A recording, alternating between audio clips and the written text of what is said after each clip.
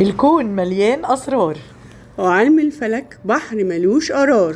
أهلا بيكم، أنا رشا سامي وأنا أمال أحمد، وبرنامجكم غواص في بحر الفلك. كنا اتكلمنا الحلقات اللي فاتت عن كواكب الأجيال، وحكينا بالتفاصيل عن كوكب أورانوس وكوكب نبتون والأبراج اللي بيكونوا مرتاحين فيها والأبراج اللي بيركبهم المرض فيها. المرة دي بقى هنتكلم عن آخر العنقود، كوكب بلوتو المطرود. حلوة صح كده؟ صح جدا. طيب بسرعة كده فكرينا بصفاته. صفاته زي حسن أرابيسك. هنهزر بقى ولا ايه؟ مال حسن أرابيسك بكوكب بلوتو؟ فاكرة صلاح السعداني الله يرحمه لما كان عامل شخصية نجار الأرابيسك في المسلسل؟ طبعا الله يرحمه، وده من أقوى أدواره على فكرة. فاكرة لما جه في آخر حلقة ووقع فيلا الدكتور برهان عشان يبنيها من أول وجديد، صح وعلى مزاجه؟ طبعا فاكرة جدا. هو ده بالظبط كوكب بلوتو، لأنه كوكب الهدم والبناء من أول وجديد، بالراحة قوي وببطء، بس بخطوات ثابتة وعميقة. هو كوكب الغموض والاستحواذ والسيطرة كمان، وهو مصدر عبارة انسف حمامك القديم. فاكرة الإعلان ده؟ أيوة فاكرة، لما كسروا الحمام كله وركبوا سيراميك من أول وجديد.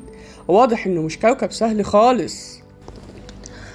فعلا مش سهل خالص، لأنه بيهدم كل الثوابت ويبني كل حاجة من أول وجديد، وبيطبع بطباع صفات البرج اللي بيدخله ويقعد فيه بالسنين.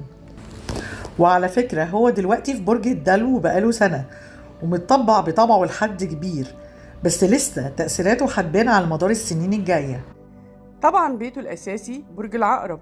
خلاص بقينا معلمين قوي في الحتة دي. أيوة بقى كده، أنا أحبك وبقيت معاكي على نفس الخط. طب بيروح ضيف شرف فين كوكب بلوتو ده؟ لأني بصراحة دي حاجة مش قادرة أخمنها. بيرتاح جدا في برج القوس، وده بيت شرفه، لأن برج القوس عنده روح المغامرة والمبالغة وصعب يرتضي بسهولة. انت هتقوليلي طب بيتنحس فين بقى على كده؟ في برج الثور، وبيكون مش مرتاح خالص لأنه كوكب الهدم والبناء، وبرج الثور ده التغيير وأكتر برج بيحب الثبات والروتين. طيب على كده بيضعف فين ويركبوا المرض؟ دي بقى مفاجأة ليكي، بيضعف لما بيروح برج الجوزاء، لأن برج الجوزاء بيجننه عشان حبه للتغيير من نفسه أساسا. فبيجي في بلوتو لما يدخل الجوزاء يبني ويهد ويهد ويبني، مش ملاحق على سرعة الجوزاء اللي أصلا بيعشق التغيير، فبيفرهد وطاقته بتختفي.